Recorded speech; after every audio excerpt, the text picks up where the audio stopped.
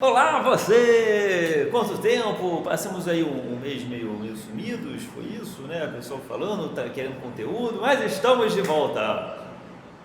Já posso parar de sorrir? Já pode parar. Muito obrigado. Oi, estava com muita saudade de vocês. Nossa, quanto!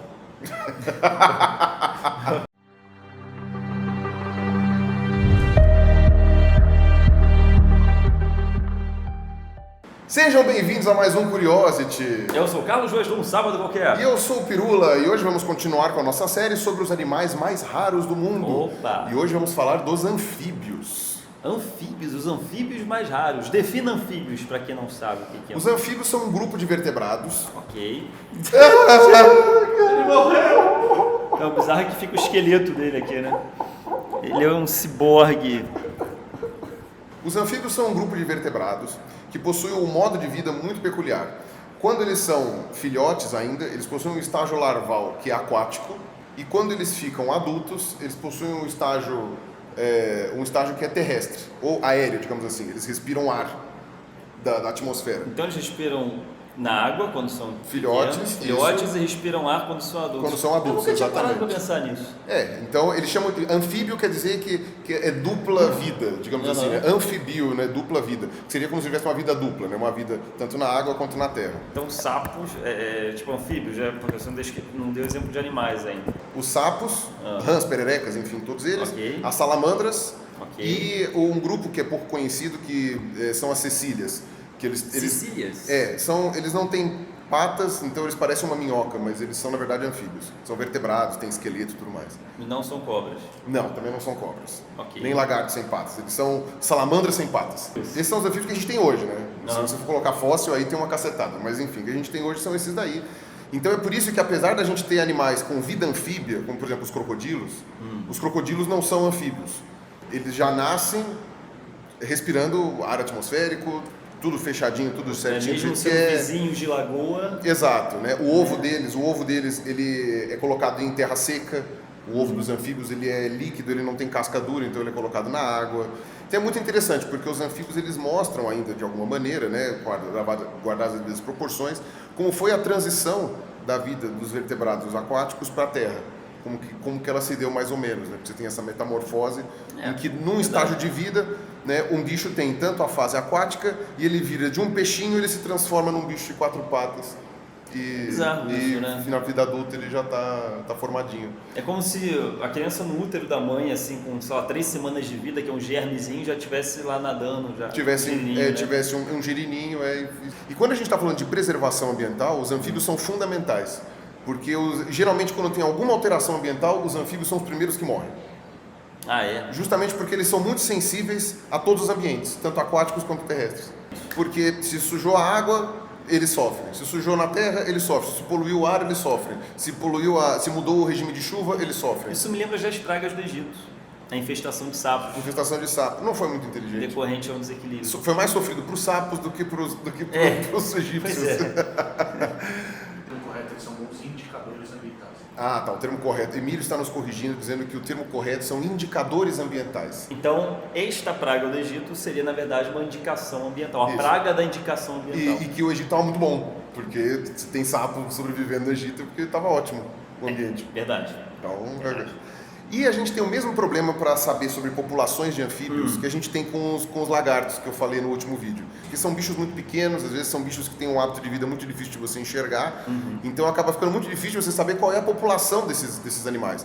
Então, às vezes, pode ser que tenha uma população pequena que você não saiba. Então o que você faz você vai lá para o meio do mato e procura os anfíbios que você quer. Se você não acha, você nunca pode dizer com certeza que ele está extinto. Você pode só falar, olha, a gente não vê desde 2002, a gente não vê nenhum desde 96. É difícil declarar extinção. Isso, é difícil declarar extinção. Um exemplo de anfíbio que foi declarado extinção já, mas que a qualquer momento pode voltar, é o Golden Frog, que eles chamam... Golden Frog? É o sapo dourado da Costa Rica. Olha só. Que ele é um bicho lindo, maravilhoso, ele é um bicho muito emblemático, exatamente por causa da cor dele. Só que tem um problema, ele não é visto desde 96, eu acho, se não me engano. Mas teve um motivo especial para isso? Por que ele sumiu? Ninguém sabe o motivo. Olha só. E ele era muito comum antes disso, essa é a questão. Voltaram para casa, né? O Douglas Adams já dizia. Mas enfim, eles eram muito comuns. Você tem fotos antigas da década de 80, 70 de, assim, pencas desses sapinhos. Nossa, tadinho. E eles sumiram todos. Qual é a maior probabilidade desse sumiço dos sapos hoje? Algo que o homem... Provavelmente tenha alguma visto, coisa que ele tenha contribuído. Talvez um fungo que cause uma doença nesses sapos. E esse fungo ele só conseguiu proliferar graças à mudança climática, que aumentou em alguns graus a temperatura da Costa Rica, ou em um pouco... Foi uma condição ideal para o fungo. Para o fungo, isso. E aí aumentar o fungo... E aí então a biodiversidade de sapos na Costa Rica, que é um dos países com maior quantidade de sapos do mundo, né, está diminuindo abruptamente, aqui no Brasil também, né?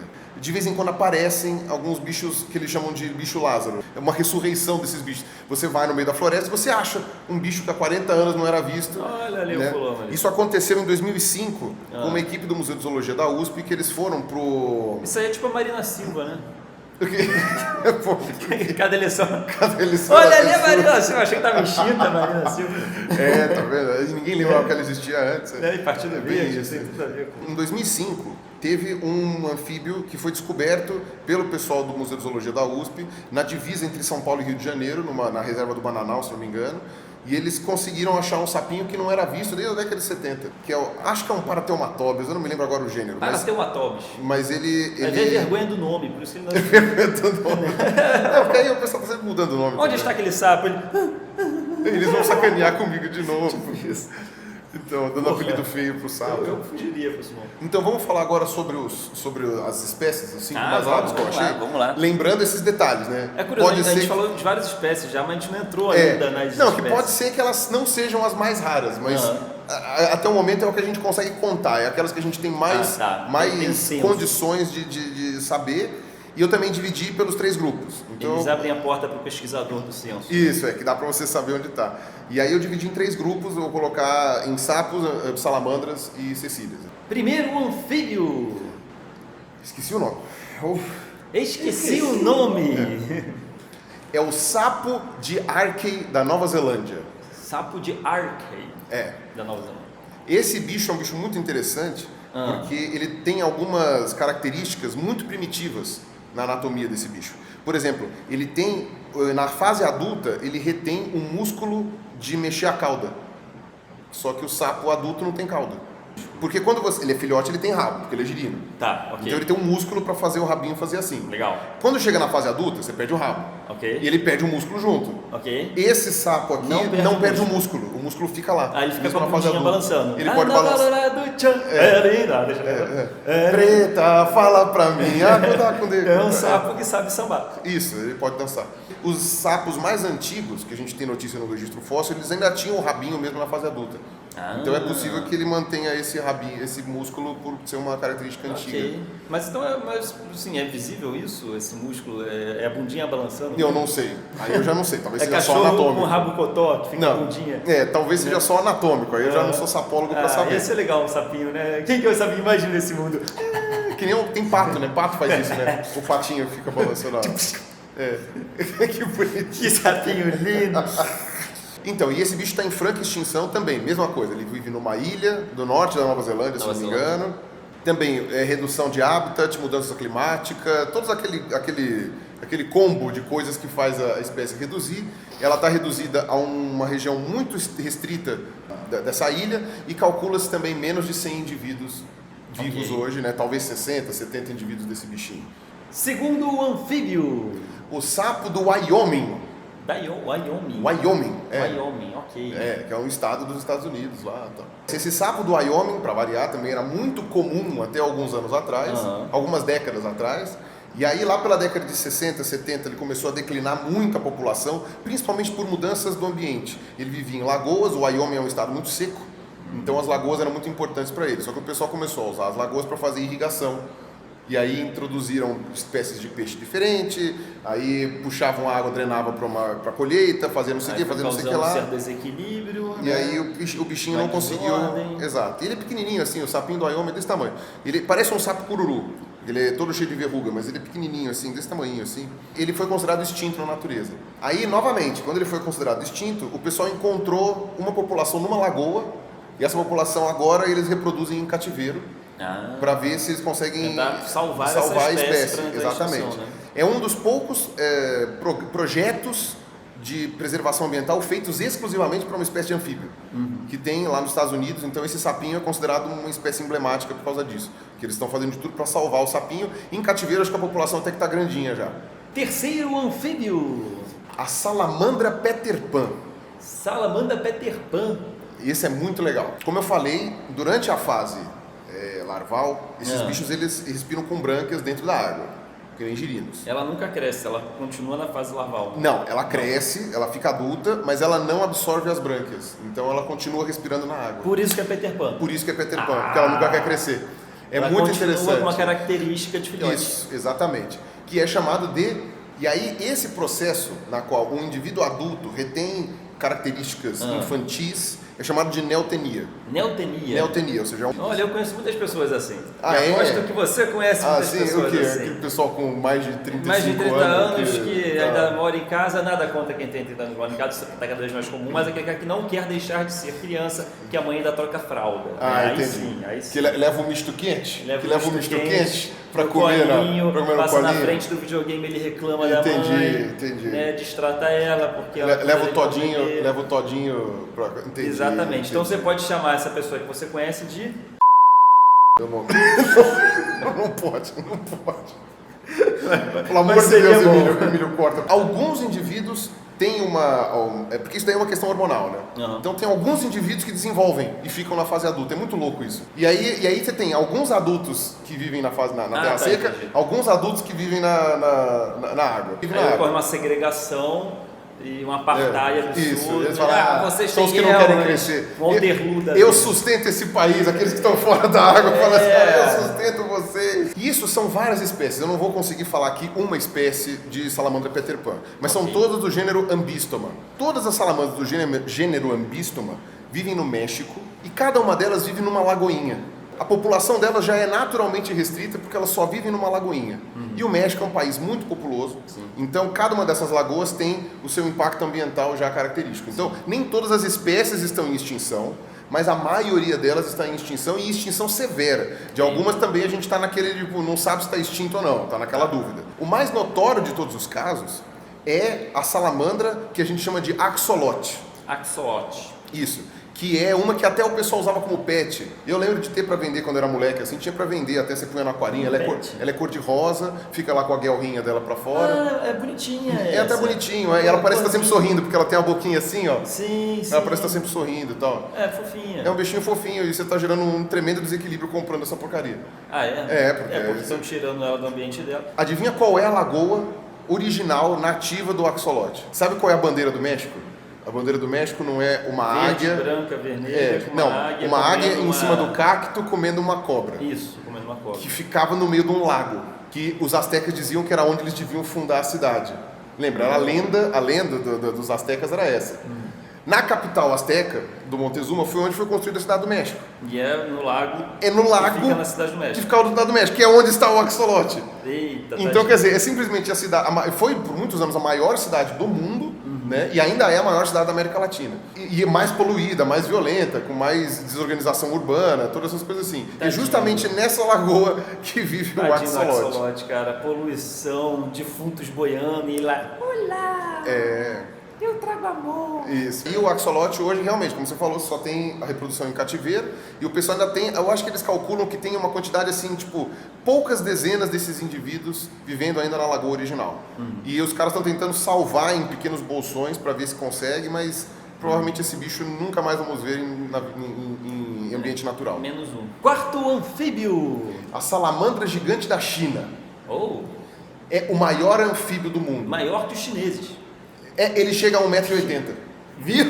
A maior parte é maior que os chineses, é verdade. Ela é maior do que o segundo maior anfíbio do mundo, que é a salamandra gigante do Japão. Que são espécies irmãs, e as duas vivem ali, uma na China e uma no Japão. Essa salamandra, ela é muito grande. Também, ela está há tempos imemoriais aí, né? Ela é uma das famílias mais antigas de salamandra que a gente tem notícia. Provavelmente ela data do Jurássico. Nossa. Né? E só sobraram essas duas espécies. Tem uma, acho que na América do Norte, mas ela é bem diferentona. Os bichos evoluem, por que ela ainda existe? Porque o ambiente estava muito gostoso para ela, ué. Não tem nada forçando. Sem mais meritíssimo. A do Japão está numa situação crítica também. Mas não tão crítica quanto a chinesa. Adivinha por quê? que eles comem elas na China. Muito bem, senhor Carlos Rua. Eu sei que na China tudo que se move... Eles comem, eles comem. muito bem, eles comem a salamandra e dá bastante carne, né? É um bicho de 1,80 m. E deve ser afrodisíaca. Ou qualquer outra coisa. Na verdade, eu acho que é porque dá inveja nos chineses, porque poucos chegam a 1,80 m. Então eles iam falar assim, Eles comem. maldita salamandra. Alguns criadores de salamandra existem, só que a motivação desses criadores não é muito bonita. Não é para preservar a espécie que está acabando, não sei o quê. É para comer. Eles fazem para ter uma produção de carne. Pelo menos não é destruir a espécie, é reprodução em cativeiro para comer ali e não prejudicar. Só que isso não é suficiente, porque além de você caçar essas salamandras para comer, você ainda tem o problema da destruição ambiental, porque como é um bicho, como eu falei, anfíbios são indicadores ecológicos, indicadores ambientais. Perfeito. Qualquer alteração ambiental que acontece, os anfíbios são os primeiros que se ferram. E poluição em água na China é muito comum. Destruição ambiental na China é muito comum. Poluição atmosférica na China é muito comum. Godzilla na China é muito comum. Não, esse é no Japão. É Japão, né? E eles destroem e eles acabam matando também as populações, porque a pele dos anfíbios é muito sensível, eles respiram pela pele, eles têm respiração cutânea. Então poluição no ar é uma coisa que impacta muito fortemente os anfíbios. Respiração cutânea. Respirar pela pele. É pela pele, tá? Chama cutânea, mas respira pela pele, tá? Então, cuidado, não se confunda na prova de biologia. É porque pele chama cutis. Essa salamandra, então, está em sério perigo de extinção e é o maior anfíbio do mundo, está aí desde o Jurássico, ou pelo menos muito perto do que ele era desde o Jurássico. Então ia ser uma pena que esse bicho fosse extinto, né? Ela não pode fazer isso. Eu teria que fazer isso aqui.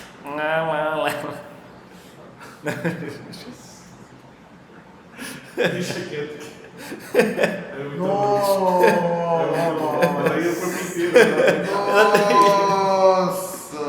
Ruas e Pirula, amigos de montão, você vai se divertir com tanta confusão. Quinto anfíbio. A Cecília de Sagala. Cecília, preste atenção. Se você é Cecília, mora em Sagala, está escutando, você possui uma grande chance de extinção e seus familiares também. Mas você é uma peça rara. Olha, Cecília. Não há poucos de você. Tá vendo? Aí. A Cecília de Sagala, bom, como eu falei, a Cecília é um grupo de anfíbios que vive embaixo da terra, que é uma salamandra sem pernas, digamos assim. Ah, perfeito. Né? Então, muita gente chama de cobra cega, uma coisa assim, mas não é uma cobra, é um anfíbio. Se os anfíbios em geral já é difícil de você saber qual é a população deles, porque é muito pequenininho, porque às vezes você só consegue saber pelo canto, porque sapos, né, tem aquele canto. Uns amigos meus que caçam sapo, é um pouquinho, eu vou sacanear um pouco meus amigos, é um pouquinho ridículo, né, coitado? O cara tem que ficar no brejo lá com o gravador, assim, tipo... Olha, um Eleuterodactylus não sei o quê, é outro... Olha, essa daqui é a Ilha não sei o quê, não sei o que lá. A Cecília não canta e ainda por cima vive embaixo da terra. Então ela é por isso que ela não canta. Ela é um anfíbio... ninguém ouvir, né? Vai querer escutar ela. Até deve cantar, mas a gente não sabe, né? Eu desisto. Então a gente nunca vai saber direito qual é a população exata de uma Cecília, porque é um bicho que é difícil de ver, é um bicho que já é pouco conhecido, até mesmo das populações que são mais comuns. Porém, tem algumas que eu consegui achar aqui que o pessoal já sabe que está em extinção porque elas vivem em lugares muito restritos. E uma delas é na floresta de Sagala, que fica no Quênia. Nessa região ali você tem pequenas florestinhas e nessas florestinhas elas vivem no subsolo. Também está ameaçada porque essas florestas estão tendo uma redução muito grande, porque o pessoal faz plantações em volta, tal, não sei o quê, e, enfim, isso acaba degradando o ambiente. Tadinha da Cecília, né?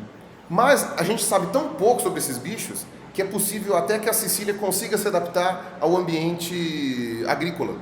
Então pode ser que ela, já que ela vive embaixo da terra, pode ser que ela consiga comida nas áreas de plantação. Né? Não precisa necessariamente, precisa da umidade. A umidade a plantação mantém, então você não precisa necessariamente da floresta. Mas é aquilo, Cecília come minhoca, come larvas de insetos, come tudo que está embaixo da terra. Tem que ver se essa comida vai se manter. Eu lembrei de um animal aqui que eu não sei se estaria no grupo dos anfíbios. Eu lembrei uma matéria que teve uma vez que rolou, que alguns devem ter visto, que era uma cobra que parecia um pênis. Esse é uma Cecília. É uma Cecília? É uma Cecília. Olha só! Não, e o pior é que a gente até conhece, o Mark Wilkinson, que é o maior especialista em Cecílias. É um conhecido nosso, tal, trabalhava lá no museu e tal. E o Mark Wilkinson, todo mundo falava pra ele, você é o cara que escreveu o bicho pinto! Não sei o que, coitado, ele falava. Você é especialista em pinto? Não, prefere esconder isso. Ele fala, você trabalha com o quê? Anfíbios. Anfíbios. Eu falo assim, de anfíbios? Anfíbios! O que ele quer é chamar a atenção para esses bichos, porque é interessante, porque como as pessoas não sabem que eles existem, ou não sabem que eles estão aí, você não tem como fazer projetos de preservação, porque você não sabe direito as populações, as pessoas não sabem que ele existe. Então, a primeira maneira de você fazer isso é conscientizar as pessoas de que esses bichos estão aí.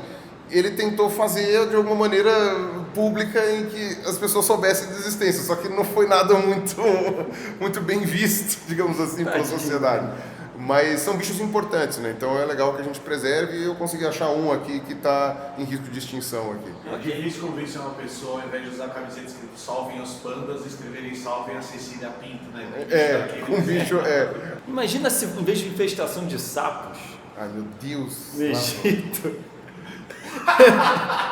eu teria sido um deus muito mais criativo. Porra, velho. Eu teria sido, imagina, você lá, um egípcio comum, um cidadão do Começa a bem. chover piroca. Chover Cecília. Começa a brotar da terra, sabe? A Cecília. Aquela musiquinha do Gremlins. Aquelas Cecílias. Tuque. Amor, corra! Aí, não vou correr não.